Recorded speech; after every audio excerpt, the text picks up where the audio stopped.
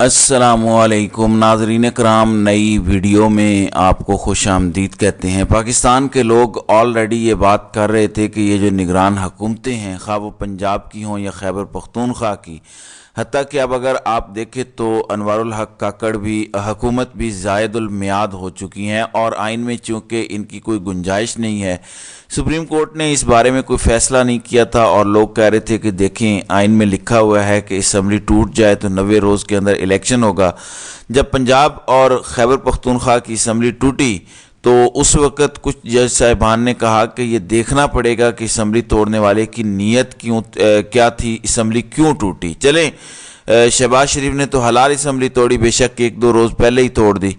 तो 90 दिन में इलेक्शन होने थे, ना पंजाब ना खैबर पख्तूनख्वा वहाँ पे 90 दिन में इलेक्शन हुए, कौमी असम्बली और बाकी जगहों पर भी इलेक्शन नहीं हुए, तो इसको ज़ायदुल मियाद हुकूमतें कहा गया।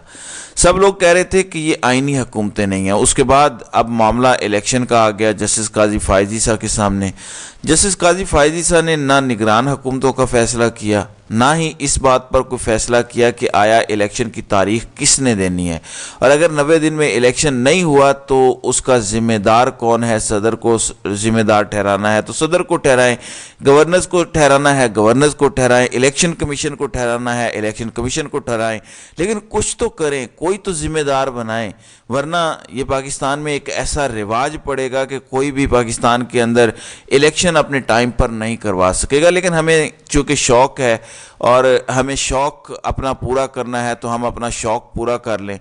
अब ख़बर सुप्रीम कोर्ट से है और सुप्रीम कोर्ट के जज साहिबान कह रहे हैं कि ये जो निगरान हुकूमतें हैं 90 रोज़ से आगे जो भी दिन ये गुजार रही हैं वो गैर आइनी और गैर कानूनी दिन है। अब मैं आपको बता देता हूँ हुआ क्या है। नाज़रीन कराम, 90 रोज़ में जो सुप्रीम कोर्ट ऑफ पाकिस्तान में आम इंतखाबात का मामला आया था वो मामला तो हल हो गया। 8 फरवरी को इलेक्शन की तारीख भी आ गई। काजी फायज़ ईसा साहब ने यह भी फरमा दिया कि इलेक्शन होने ना होने से मुताल्लिक आप सवाल नहीं करेंगे, अगर कोई बात करनी भी है तो आप अपनी बीवी से बात करें और अदरवाइज़ कैमरे पर बात नहीं करेंगे। लेकिन जस्टिस अतर मिनल्लाह जो इस वक्त पंजाब और खैबर पख्तूनख्वा असम्बली टूटने के मामले पर फरमा रहे थे कि असम्बली टूटी क्यों, पहले ये भी देखना पड़ेगा। भाई इख्तियार है तो अब उन्होंने 48 सफ़हात पर मुश्तमिल एक इजाफ़ी नोट जारी किया है और इजाफ़ी नोट में उन्होंने माना है कि पाकिस्तानी वोटर्स को इंतखाबी अमल से बाहर रखना उनके बुनियादी इंसानी हुकूक के मनाफी है और उनके मुताबिक मुकर्रर वक्त में इंतखाबात आइनी तकाजा है। इंतखाबात ना करवा के अवाम के हुकूक की खिलाफ वर्जी हो चुकी है। 12,56,36,390 रजिस्टर्ड वोटर्स को उनके हक़ राय दही से महरूम रखा गया। इंतखाबात में ताख़ीर को रोकने के लिए मुस्तक़बिल में ठोस इक़दामात करने ज़रूरी हैं। उनके मुताबिक 90 दिन के बाद इलेक्शन में 1 दिन की ताख़ीर भी आइन की संगीन तरीन खिलाफ वर्जी है और आइन की संगीन खिलाफ वर्जी का रास्ता भी मौजूद है। निगरान हुकूमतें सिर्फ आइन में दी गई 90 दिन की मुद्दत तक रह सकती हैं। अब उनके मुताबिक कौमी असम्बली की तहलील के बाद 7 नवंबर तक इंतखाबात कराना आइनी तकाजा है। इंतखाबात ना होने के मुतासरीन अवाम हैं जिन्हें आइन में दिए गए हुकूक नहीं मिले। 60 या 90 दिन में इंतखाबात कराना आइनी तकाजा है। 90 दिन से ज़ायद निगरान हुकूमतों का क़याम गैर आइनी है। गैर मुंतखब नुमाइंदों के ज़रिए हुकूमत नहीं की जा सकती। अब जब जस्टिस अतर मिनल्लाह ये कह रहे हैं कि 90 रोज़ से ज़ायद निगरान हुकूमतें नहीं रह सकती, तो क्या काजी फायज़ ईसा अनवारुल हक काकड़ की हुकूमत को घर भेजेंगे, मोहसिन नकवी की हुकूमत को घर भेजेंगे? मेरे ख्याल से अब हमारे मौजूद जज साहिबान को अपने गिरेबानों में झांकने की ज़रूरत है। जब जज साहिबान के पास मौका आया तो जज साहिबान ने वो फ़ैसले नहीं किए जो फ़ैसले किए जाने चाहिए थे। हमारे मौजूद जज साहिबान ने उस तरह से स्टैंड नहीं लिया और पाकिस्तान में 90 रोज़ से इलेक्शन आगे चले गए और ये प्रैक्टिस सेट हो जाएगी। कौन इसको रोकेगा? ये भी एक तरह का मार्शल लॉ है जिसके सामने रुकावट डालनी चाहिए थी, लेकिन हमारे मौजूद जज साहिबान ये करने में उस तरह से कामयाब नहीं हुए। اب آج جسٹس اطہر من اللہ یہ فرماتے ہیں کہ صدر مملکت نے ہی الیکشن کی تاریخ دینی ہے اور صوبوں کے گورنرز اور الیکشن کمیشن نے آئین کی خلاف ورزی کی ہے۔ صدر کا مشاورت کے لیے خط آئین کے مطابق تھا، الیکشن کمیشن نے صدر کے خط کو لاپرواہی سے نظر انداز کیا۔ الیکشن کمیشن کی جو پٹیشن ہے وہ آئین کے خلاف تھی اور ان کے مطابق اگر صدر نے تاریخ نہیں بھی دی تھی تو الیکشن کمیشن خاموش تماشائی بن کر نہیں رہ سکتا تھا، اور یہ عدالت کا کام نہیں ہے کہ وہ انتخابات کی تاریخ کا تعین کرے۔ ان کے مطابق اب یہ جو سنگین خلاف ورزی کی گئی ہے اس حوالے سے اس کا ازالہ ممکن نہیں ہے، اور شفاف انتخابات کروانے کی ذمہ داری الیکشن کمیشن آف پاکستان کی ہے۔ آئین سازوں نے الیکشن کمیشن کو انتخابات کرانے کے حوالے سے وسیع اختیارات دیے۔